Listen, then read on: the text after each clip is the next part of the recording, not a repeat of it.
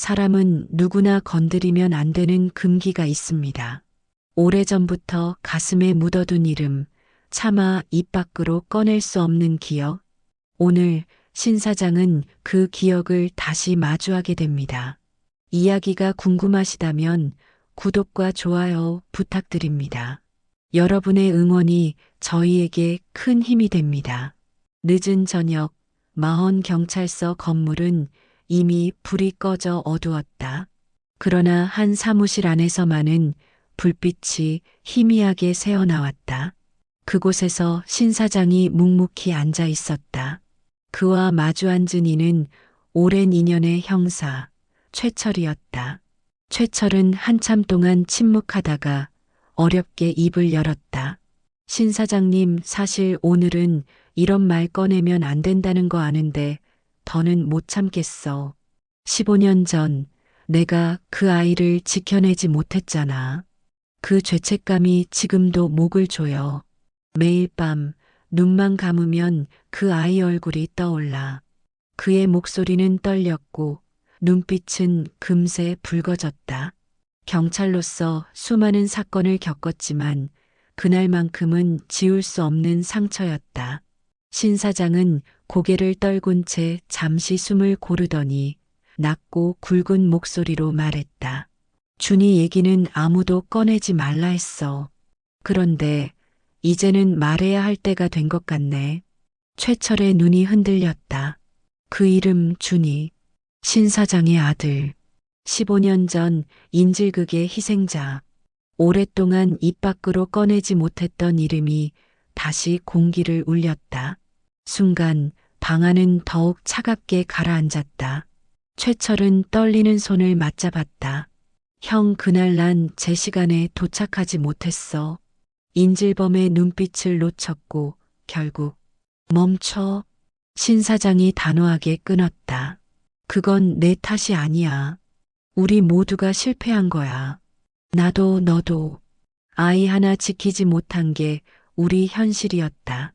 그의 목소리는 담담했지만 가슴 깊은 곳에서 올라오는 분노와 슬픔이 뒤섞여 있었다. 눈물이 맺히려 했으나 끝내 흘러내리지 않았다. 대신 오래 묵은 상처가 드러나듯 눈빛만이 매섭게 번뜩였다. 그래서 나는 멈출 수가 없어. 어떤 사건이든 어떤 싸움이든 끝까지 가야 해. 준이가 잃은 시간을 대신 살아야 하니까. 그 시각, 다른 공간. 조필립은 사무실 책상 위에 앉아 사건 기록들을 검토하고 있었다. 문서 더미 속에서 그는 우연히 낡은 기록 하나를 발견했다. 마헌시 인질극 사건 피해자 신준이 당시 8세라는 제목이 눈에 들어왔다. 순간 그의 손끝이 멈췄다. 신준이 준이? 눈이 크게 흔들렸다. 머릿속에서 신 사장의 얼굴과 연결되는 순간 온몸이 얼어붙는 듯 했다. 그는 황급히 수첩을 꺼내 글자를 적었다. 준이 신 사장 15년 전 사건. 짧은 문장이었지만 의미는 너무나 무거웠다. 필립은 눈을 감았다. 그동안 신 사장이 보여왔던 행동들이 하나로 맞춰지기 시작했다. 때때로 이유 없이 보였던 분노, 가끔 드러나는 씁쓸한 웃음, 협상에 임할 때마다 목숨을 건 듯 집착하던 모습, 모든 것이 바로 그 상처와 이어지고 있었다. 하지만 그는 끝내 직접 묻지 못했다. 지금 그 진실을 건드리는 건 칼날로 상처를 더 깊게 찌르는 것과 같았다. 필립은 펜을 내려놓으며 속으로 다짐했다. 사장님, 언젠가 스스로 말해주실 때까지 기다리겠습니다. 하지만 그때까지 절대 혼자 싸우게 두진 않겠습니다. 경찰서 사무실.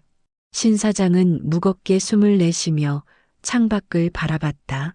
검은 하늘에 달빛 하나가 걸려 있었고 그 빛이 그의 얼굴을 스쳤다. 철아, 우리는 앞으로 더 많은 적과 맞서야 한다. 권력, 비리, 탐욕, 그럴 때마다 나는 준이를 떠올릴 거야. 내가 왜 싸우는지 잊지 않으려고. 최철은 그의 옆에서 조용히 고개를 끄덕였다. 이번에는 놓치지 맙시다. 지난번처럼 후회하지 않도록. 형, 내가 끝까지 옆에 있겠습니다. 두 사람은 말없이 악수를 나눴다. 손바닥에 전해지는 온기는 뜨거웠지만 그 온기 속에 스며든 건 15년 전 비극의 차가운 그림자였다. 멀리서 필립은 책상 위 수첩을 꼭 쥔 채 눈을 감았다. 이제는 신 사장의 무게를 조금은 알 것 같았다. 그 무게를 함께 짊어져야 한다는 다짐이 그의 마음속에서 단단히 자리 잡았다. 최철과의 만남이 끝난 후 신 사장은 오래도록 발걸음을 옮기지 못했다. 마음은 더욱 무겁게 가라앉았다. 준이의 이름을 다시 꺼내는 건 그만큼 아픈 일이었다. 그러나 그는 알았다. 자신이 버텨야 하는 이유가 거기에 있다는 것을. 그리고 그 순간 새로운 사건이 도시를 뒤흔들고 있었다. 다음 날 아침 마원시청 앞 광장은 수십 명의 사람들이 모여 아수라장이 되어 있었다. 눈물로 얼굴이 얼룩진 노부부, 두 아이를 양팔에 안고 울부짖는 젊은 엄마, 분노에 치를 떠는 청년들. 모두 한 목소리로 외쳤다. 우리 집을 돌려내라. 전세 사기범을 잡아라. 플래카드에는 굵은 글씨가 쓰여 있었다. 빌라왕 오미숙을 구속하라. 언론 카메라가 연신 번쩍이며 현장을 비췄다. 기자들의 마이크는 앞다투어 피해자들의 얼굴 앞에 들이밀렸고 사람들은 울분을 토해냈다. 평생 모은 돈을 다 넣었는데 하루아침에 길바닥에 나앉게 됐어요. 그 여자가 우리 집을 10채나 가지고 있었다니 도대체 어떻게 이런 게 가능합니까? 신 사장은 그 장면을 멀리서 지켜보다가 천천히 다가왔다. 군중 사이를 지나 피해자들의 목소리를 직접 들었다. 눈빛은 차갑게 가라앉아 있었지만 심장은 불타고 있었다. 사람 삶을 통째로 빼앗아 놓고 혼자 잘 살겠다고? 그건 내가 두고 볼 수가 없지. 그는 낮게 중얼거렸지만 곁에 있던 시온은 그 말을 또렷이 들었다. 시온의 눈이 흔들렸다. 피해자들의 절망한 눈빛은 곧 자신의 과거를 비추는 거울 같았다. 학폭 피해로 무너진 시간들, 가족을 지키기 위해 고등학교를 포기하고 일을 시작해야 했던 어린 시절. 살아남아야 한다는 말이 삶의 원칙이 되어버린 자신. 지금 이 순간 피해자들이 흘리는 눈물이 곧 자신의 그림자였다. 시온은 입술을 깨물었다. 사장님, 저 사람들 제가 꼭 돕고 싶어요. 이건 제 일 같아요. 신 사장은 고개를 끄덕였다. 그래, 내 눈빛이 말해주고 있네. 이번엔 우리가 같이 해보자. 조필립은 조금 떨어진 곳에서 상황을 지켜보며 이미 자료를 모으고 있었다. 피해자들이 제출한 계약서, 등기부 등본, 대출 내역. 그는 빠르게 메모를 남기며 전세 사기의 구조를 파악했다. 오미숙은 단순한 집주인이 아니었다. 그녀는 집장사라는 이름으로 불릴 만큼 여러 명의 브로커와 손잡고 집을 사고 팔며 세입자들의 보증금을 가로챘다. 명의는 이미 다른 사람들에게 넘어갔고 계좌는 해외로 흘러가고 있었다. 필립은 손가락으로 이마를 짚으며 중얼거렸다.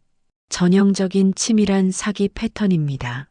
하지만 빈틈은 반드시 있죠. 재산 이동 과정에 남겨진 흔적 반드시 잡아낼 수 있습니다. 그는 과거 자신이 학폭 피해자였을 때를 떠올렸다. 자신은 운 좋게 법의 도움을 받아 살아남았다. 하지만 곽현우는 그렇지 못했다. 그리고 지금 또 다른 피해자들이 절망하고 있었다. 필립은 결심했다. 이번에는 절대 놓치지 않겠다고. 세 사람은 다시 한 팀으로 움직였다. 신 사장은 협상가 특유의 촉을 발휘해 오미숙이 마지막으로 자금을 옮길 비밀 창구를 짐작했다. 그는 오래전부터 관찰해온 금융 브로커의 움직임과 특정 폐업 처리된 회사 계좌를 추적했다. 시온은 발로 뛰었다. 피해자들의 목소리를 모으고 증언을 확보했다. 눈물로 호소하는 어머니들, 삶의 기반을 잃고 분노한 청년들, 어쩔 수 없이 전세금을 날리고 이사 다니는 아이들의 모습을 하나하나 기록했다. 그녀의 단단한 눈빛은 흔들리지 않았다.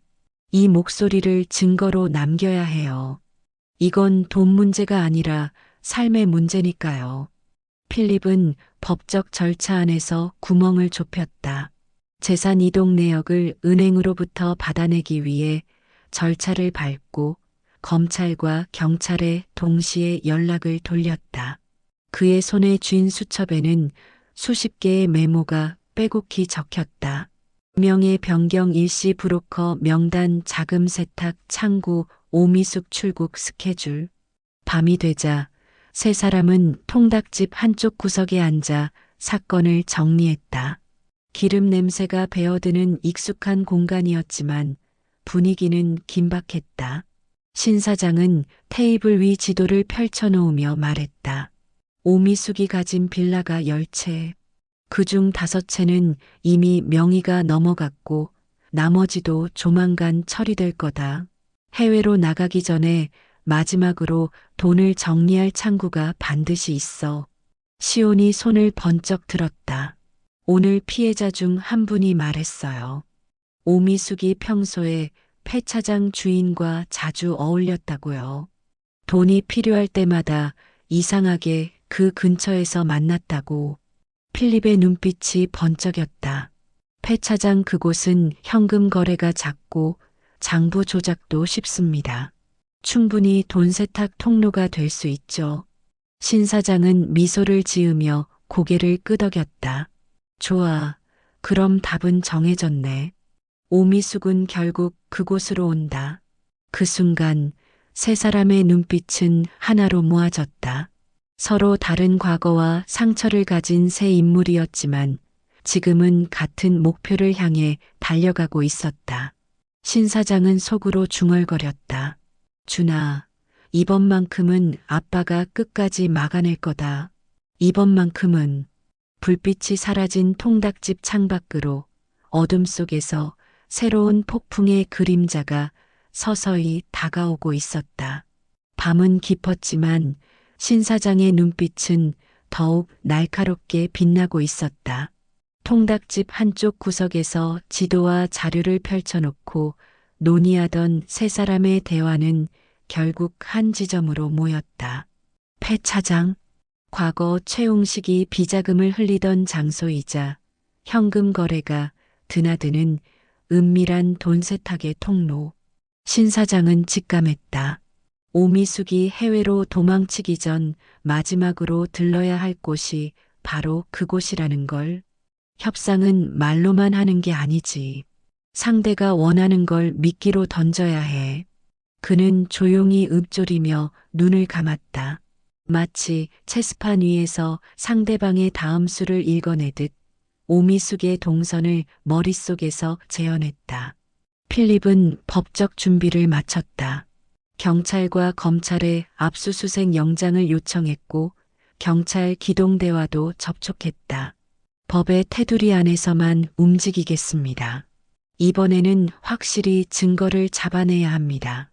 그의 목소리는 흔들림이 없었지만 마음속은 불타고 있었다.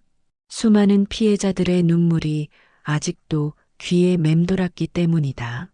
시온은 오토바이를 타고 직접 폐차장 주변을 돌았다. 곳곳에 감시 카메라가 없고 차량 진입이 자유로운 공간임을 확인하자 그녀는 이를 악물었다. 여길 도망 루트로 쓸 수 있겠네 하지만 이번엔 내가 막는다. 작전은 치밀하게 준비됐다. 신 사장은 자신이 가장 잘하는 방식으로 덫을 놓았다. 폐차장 주인과 접촉해 일부러 현금을 거래할 것처럼 움직이며 소문을 흘렸다. 오미숙의 귀에는 그 정보가 자연스럽게 흘러들어가도록 조정했다. 그녀가 돈에 미쳐 있는 한 그 미끼를 물지 않을 리 없었다. 그리고 마침내 어둠이 짙게 내려앉은 새벽. 폐차장 입구에 한 대의 검은 SUV가 조심스레 멈췄다. 문이 열리자 화려한 옷차림의 오미숙이 내려섰다. 손에는 가방 하나가 들려 있었는데 묵직하게 불룩한 그 안에는 현금이 가득 차 있었다. 그녀는 주위를 두리번거렸지만 아무도 없는 것처럼 보였다. 빨리 끝내고 떠나야지. 곧 비행기 시간이야. 오미숙은 중얼거리며 폐차장 안으로 들어섰다. 그러나 그 순간 그림자처럼 숨어있던 시온이 나타나 그녀의 길을 막아섰다. 강단 있는 눈빛으로 오미숙을 노려보며 외쳤다. 당신 때문에 내 또래 친구들이 집을 잃고 가족이 무너졌어. 이제 도망 못 가. 오미숙은 순간 당황했지만 곧 비웃음을 터뜨렸다. 풋 애송이가 뭘 안다고. 돈이 세상 전부야. 너희 같은 것들은 그냥 발밑에 깔리는 거지. 그러면서 가방을 움켜쥐고 몸을 돌리려 했다. 하지만 신 사장이 이미 폐차장 안쪽에서 걸어 나오고 있었다.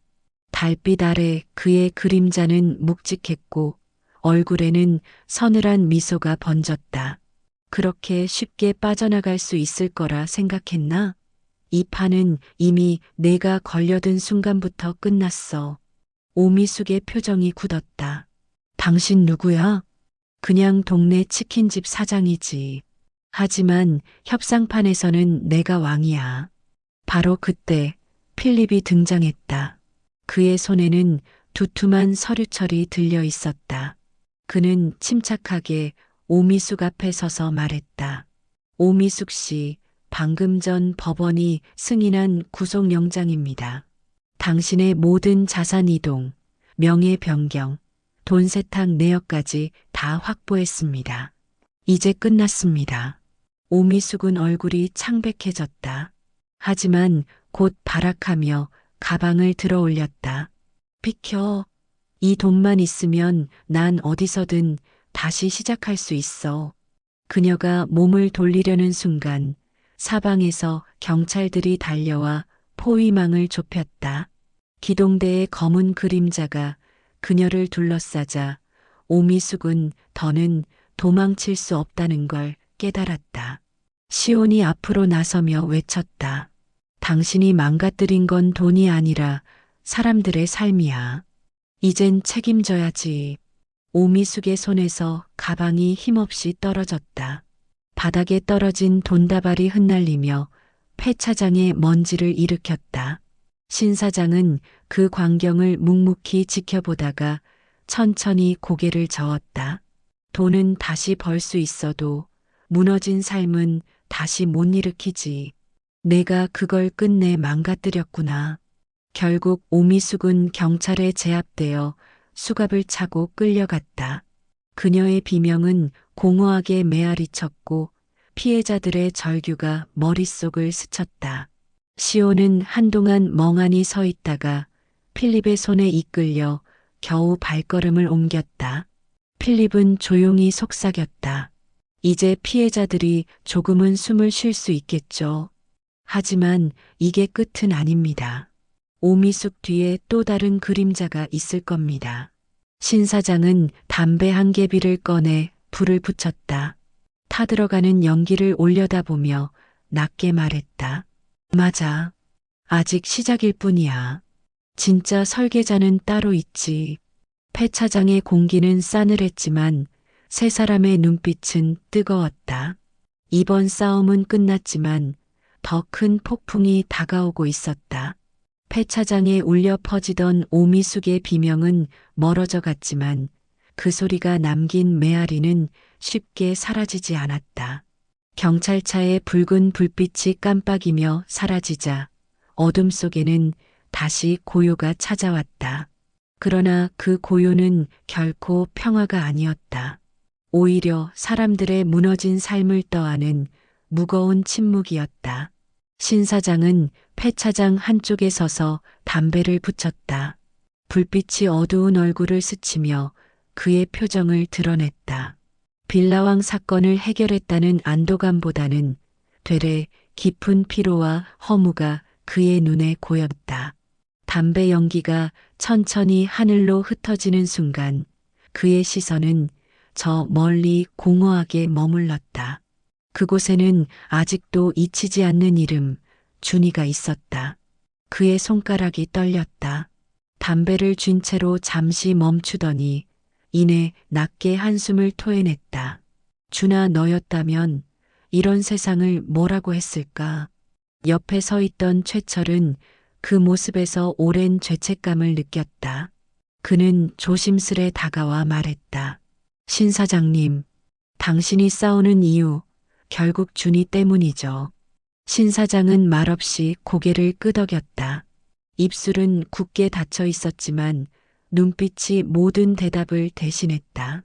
최철은 그 대답을 듣는 순간 마음속에서 오래된 응어리가 치밀어 올랐다. 자신이 지켜주지 못한 아이, 그리고 그 아이를 잃은 아버지, 그 모든 무게를 여전히 짊어진 채 살아가는 신 사장의 뒷모습이 처연하게 보였다. 조금 떨어진 곳에서 그 장면을 지켜보던 필립의 눈빛도 흔들렸다. 그는 오랫동안 신 사장의 과거를 궁금해했지만 직접 묻지 못했다. 그런데 지금 모든 퍼즐 조각이 하나로 맞춰지는 듯했다. 책상 위에서 발견했던 기록들, 신 사장이 불시에 보여준 분노, 때때로 드러난 씁쓸한 미소, 그 모든 것이 준이라는 이름으로 연결되고 있었다. 필립은 손에 들고 있던 수첩을 꼭 쥐었다.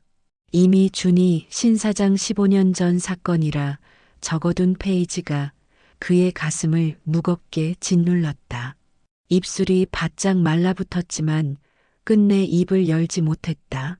지금 당장 그 상처를 들추는 건 너무나 잔혹한 일이 될 테니까. 사장님, 그는 속으로만 중얼거렸다. 당신이 짊어진 짐, 언젠가는 함께 나누겠습니다. 혼자서 싸우게 두진 않겠습니다. 시온은 두 사람의 대화를 직접 듣지는 못했지만 분위기만으로도 알 수 있었다. 평소 허허실실 웃던 신 사장의 얼굴이 어쩐지 낯설게 느껴졌다. 강인함 뒤에 감춰진 아픔이 있다는 걸 직감했기 때문이다. 시온은 한참 동안 그 뒷모습을 바라보다가 조용히 다짐했다. 나도 이제 더는 남의 편이 아니야. 내 자리에서 끝까지 싸울 거야. 폐차장을 빠져나오는 길, 세 사람의 발걸음은 무겁게 이어졌다. 경찰차의 사이렌 소리가 멀어지고 차갑게 내리는 새벽 공기만이 남았다. 그 공기 속에서 신 사장의 숨결은 짧고 거칠었다. 그는 담배를 끄며 낮게 말했다. 오늘 구한 건 집 몇 채, 돈 몇 억일 뿐이야. 하지만 잃은 사람들의 삶은 아무도 대신해주지 못해. 최철은 그 옆에서 주먹을 쥐며 고개를 끄덕였다. 그래도 형이 움직이니까 달라지는 게 있잖아요. 적어도 피해자들은 희망을 다시 붙잡을 수 있어요. 신 사장은 대답하지 않았다. 대신 어두운 하늘을 올려다봤다. 별빛은 희미했고 그 아래로 번져오는 새벽빛이 서글펐다. 그 순간 그의 머릿속에는 준이의 웃음소리가 선명하게 울려 퍼졌다. 멀리서 지켜보던 필립은 눈을 감았다. 그의 마음도 무거웠다. 이제는 신 사장의 상처를 외면할 수 없다는 걸 알았다. 하지만 동시에 그 진실을 당장 꺼내는 건 오히려 칼날이 될 수 있다는 것도 깨달았다. 그래서 그는 기다리기로 했다. 신 사장이 스스로 말할 때까지, 그때까지 자신은 옆에서 방패가 되어주기로. 수첩을 닫으며 필립은 속으로 다짐했다. 언젠가 반드시 진실의 무게를 함께 짊어지겠습니다. 그리고 당신이 잃어버린 시간을 되찾을 수 있도록. 새벽녘 세 사람은 각자의 자리로 돌아갔다. 그러나 그들의 마음은 이전과 달랐다. 오미숙 사건은 해결됐지만 그 뒤에 남겨진 것은 더 큰 그림자의 예고였다. 신 사장의 상처, 필립의 다짐, 시온의 결심, 모두가 얽히며 더 거대한 폭풍을 부르고 있었다. 신 사장은 홀로 좁은 방에 들어와 앉았다. 벽에 걸린 오래된 사진 속에서 어린 준이가 웃고 있었다. 그는 사진을 손끝으로 쓰다듬으며 낮게 속삭였다.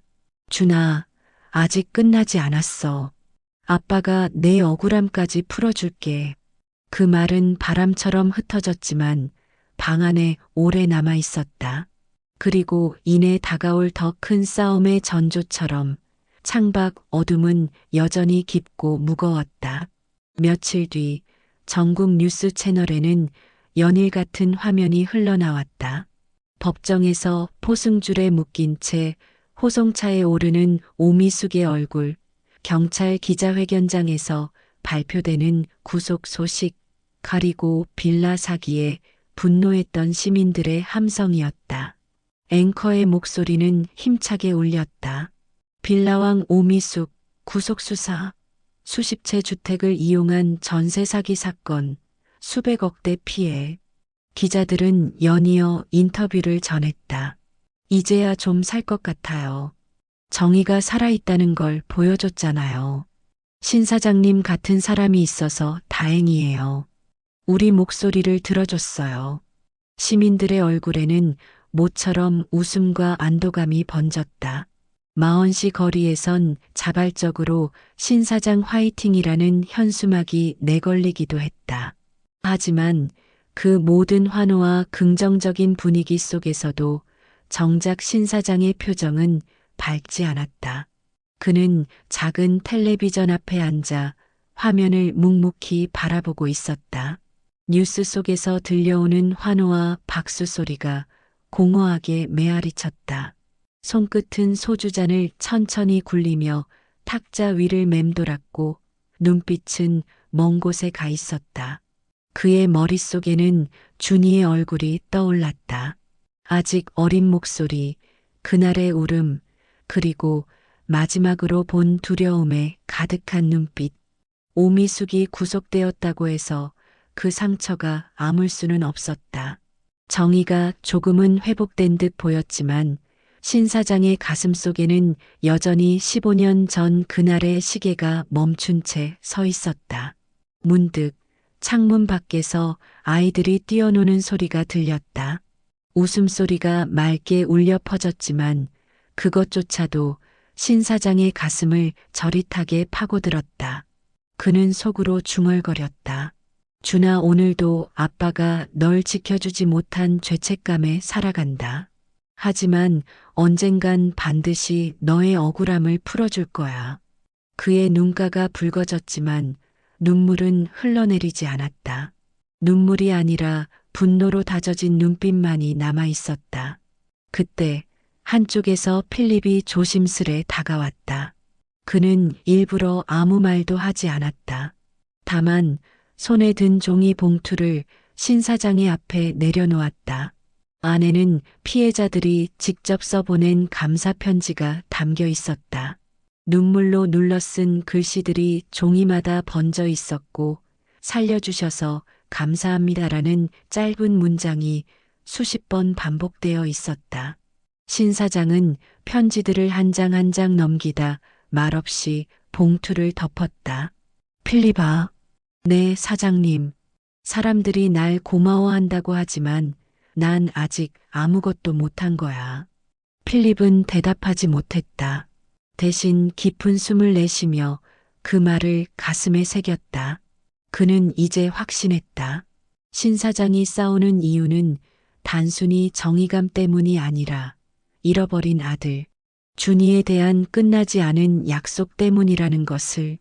불이 꺼진 병원의 한 병실, 창문은 굳게 닫혀 있었고 커튼 사이로 스며든 희미한 달빛만이 공간을 비추고 있었다.